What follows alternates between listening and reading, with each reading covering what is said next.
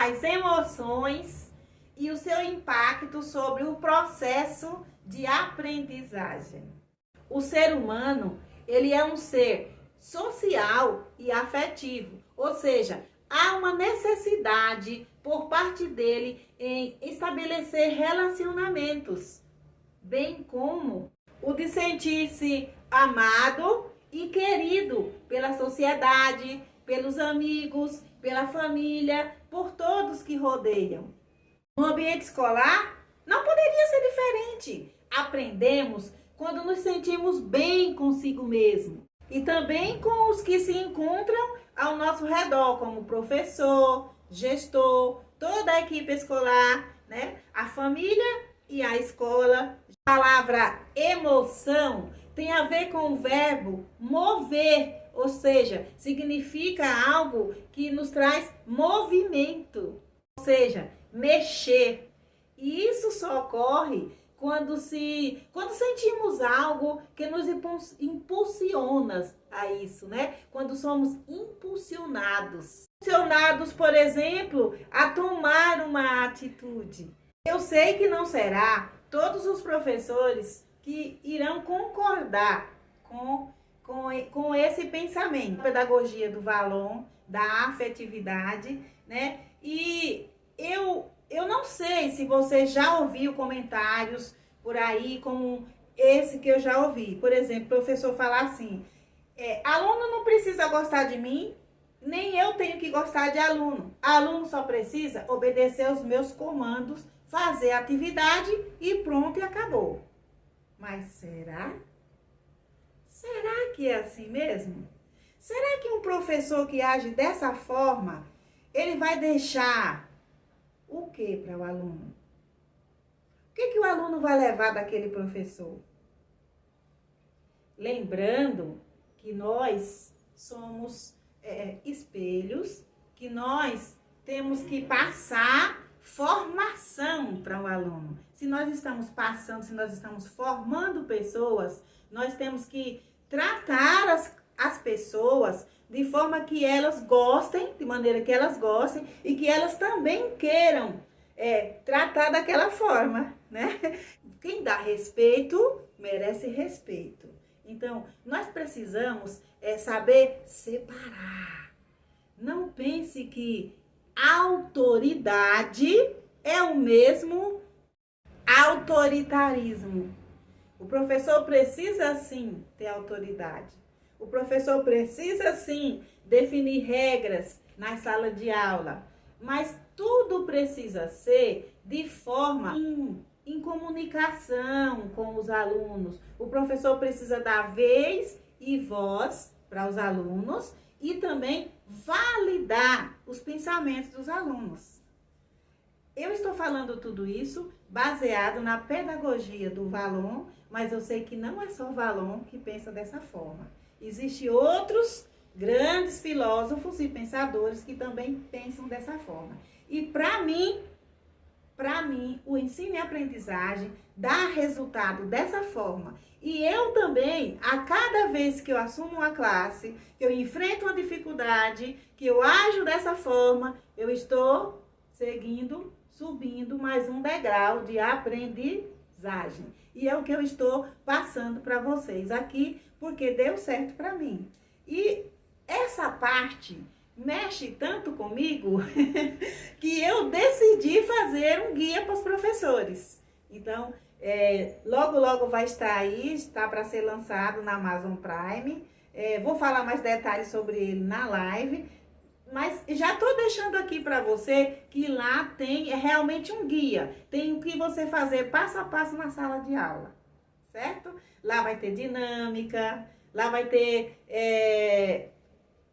coisas assim que você vai adaptar, não é só na aula do projeto de convivência, você vai adaptar na sua vivência diária com o seu aluno e o aluno também vai poder adaptar lá fora onde ele viver. É uma forma de você educar, ensinar conteúdo e de você ter respeito.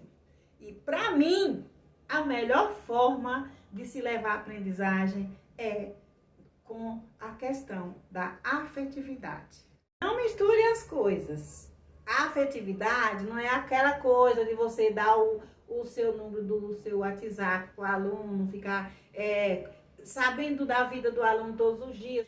A afetividade que se fala na questão do aprendizado, que eu estou falando, é aquela questão de você saber o suficiente, né? Se aquele aluno tem tal comportamento na sala de aula, você procurar averiguar, conversar com a família ou com o próprio aluno, saber por qual motivo que aquele aluno se comporta dessa maneira, qual é o ambiente que aquele aluno convive, para que você também possa procurar compreender e às vezes até dissimular certas coisas, né? E às vezes até na hora você não fala nada e depois você mostra com exemplo de algo, de alguma coisa, sei lá, de uma aula que você fala, né? Isso aí é um aprendizado para você, de como você vai lidar com pessoas dessa forma, e também vai ser um aprendizado para o teu aluno. E já pensou se o seu aluno muda o comportamento depois que ele te conheceu e que ele teve você como professor ou como professora? Como você não vai ser importante na vida desse aluno? Olha, eu teria alguns exemplos para dar aqui para vocês, mas eu não vou contar esse exemplo hoje, certo? Eu vou esperar que você coloque aí nos comentários. Eu estou preparada para levar paulada. Se você não aprovou o meu conceito, você pode escrever aí, olha, não concordo, tá? Não tem problema, pode colocar aí. Eu estou aberta para explicar o meu conceito, certo? Eu penso assim, eu como professor preciso fazer cumprir, né, fazer valer o processo pedagógico. A minha tarefa de passar conteúdos, de levar o processo pedagógico para os meus alunos, e a forma mais concreta, mais eficaz, mais fácil e completa é pela forma do ensino e a aprendizagem da forma afetiva, ou seja, é a pedagogia da emoção. A aprendizagem com alegria faz com que você realize as tarefas de forma mais feliz. Você vai validar o que eles acharam, e se eles fizerem uma crítica e falar assim, olha, professor, essa parte eu achei que poderia ser melhor de tal forma. Então, vocês juntos, então tá, fulano, então vamos fazer a partir da próxima vez, vamos fazer assim e assim. Não custa nada, né? Nós não somos rei, porque você disse que vai ser assim, você não pode mudar. E quem sabe essa mudança vai te trazer mais aprendizagem.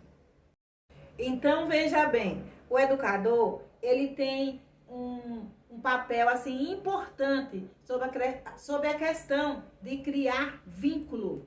Porque com essa relação, com esse vínculo, vai ser mais produtivo, você vai criar uma relação de confiança e afetividade para com seus alunos e também para com a família. Porque o aluno vai chegar em casa passando para a sua família o que ele está achando do professor.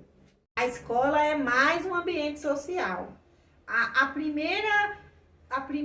O primeiro ambiente de interação social que o ser humano tem, que o ser humano passa, é o seu ambiente familiar. É onde ele aprende e onde se inicia toda a sua formação. Tudo que o ser humano aprende no seu ambiente familiar, ele vai levar para o resto da vida.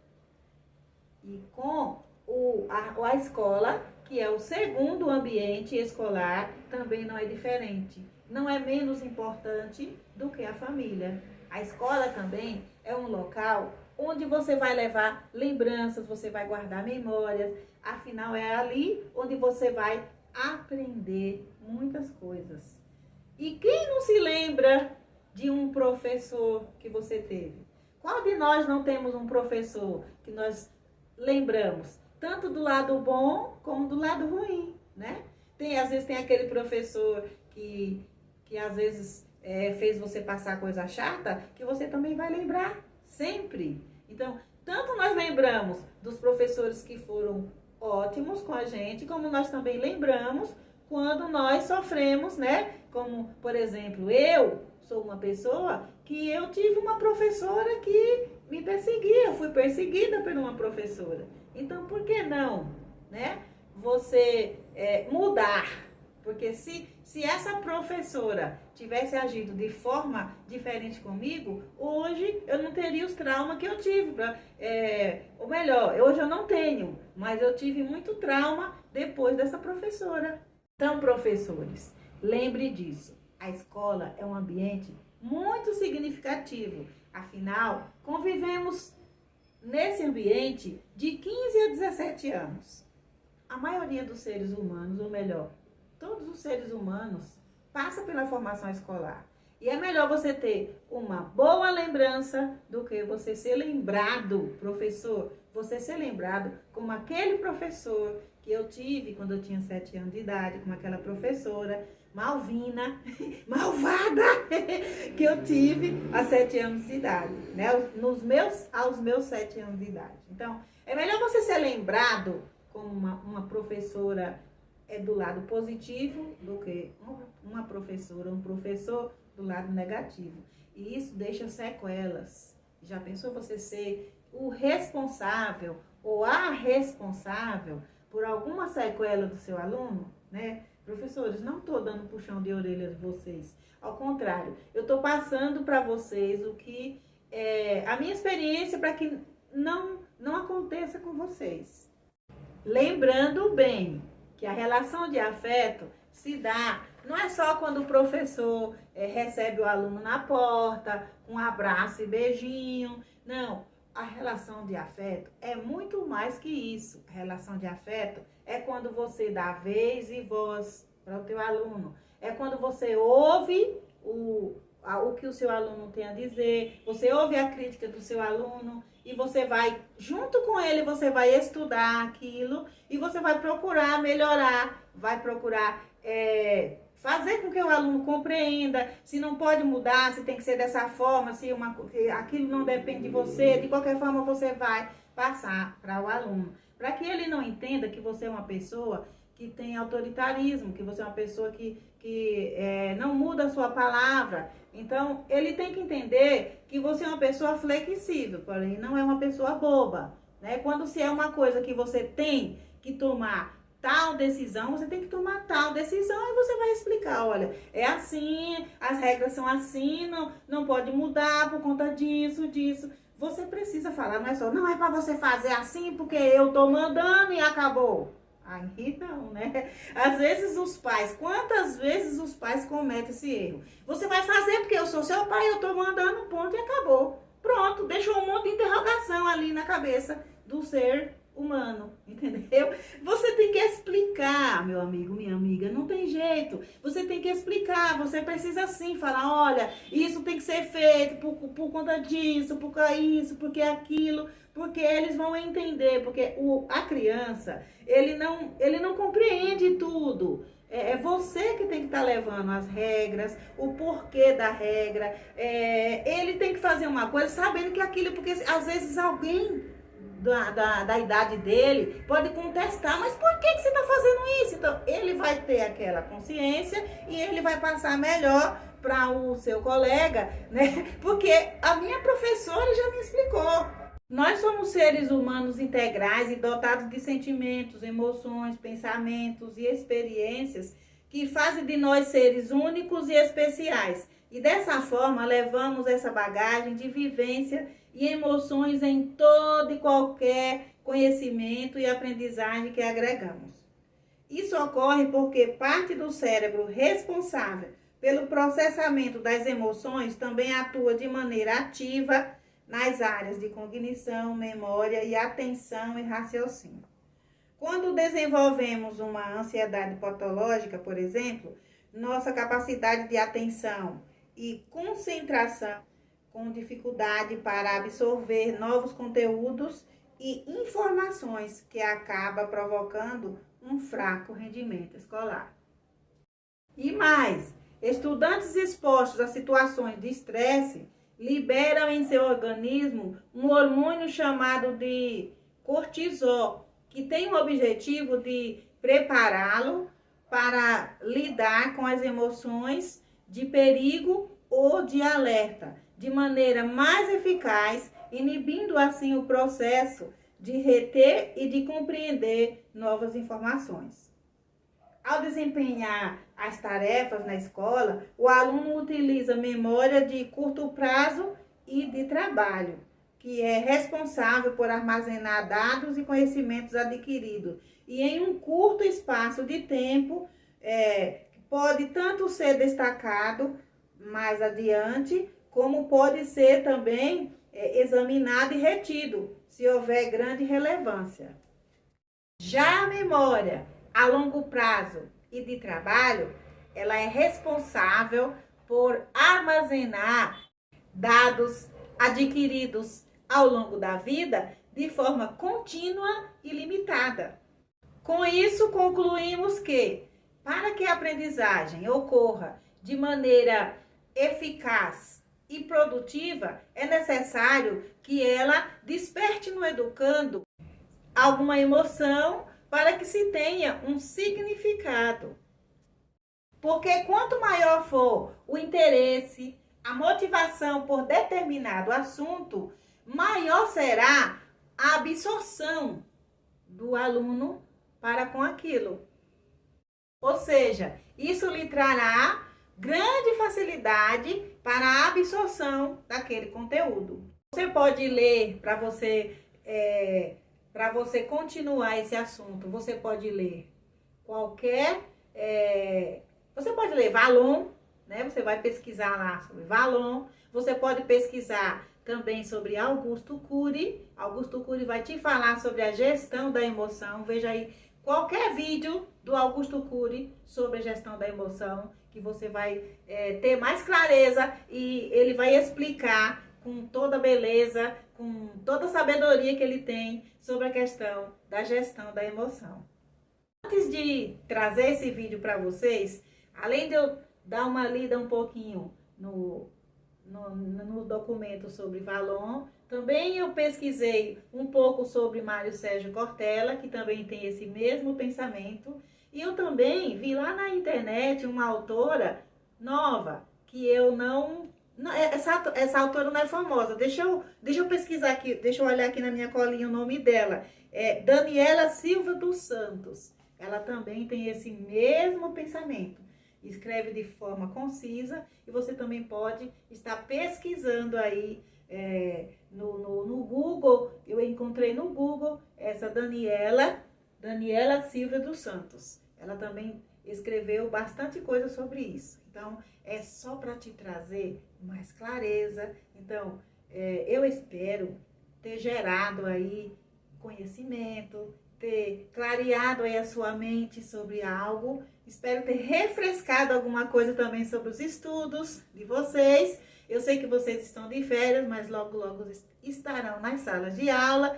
E vocês, com certeza, não deixam de estar estudando, não é verdade? De qualquer forma, uma forma prazerosa de você estar revendo os seus conceitos e também de você estar colaborando aí na nossa plataforma, deixando o seu comentário. Eu vou aguardar que você coloque aí no seu comentário o que você acha desse assunto, o que você acha sobre a gestão da emoção, sobre a pedagogia da emoção. E conto com você no dia 28 para uma live que nós vamos falar mais sobre esse assunto e sobre um material que eu preparei para você, professor, dar aula com esses conceitos, certo? Para o professor que tem aula do projeto de convivência e também para os pais em casa lidarem com seus filhos, certo? Também vai ter uma certa importância sobre isso. Um grande abraço a você que ficou até o final. Aguardo você no próximo vídeo e no dia da live, dia 28. Não se esqueça. Tchau!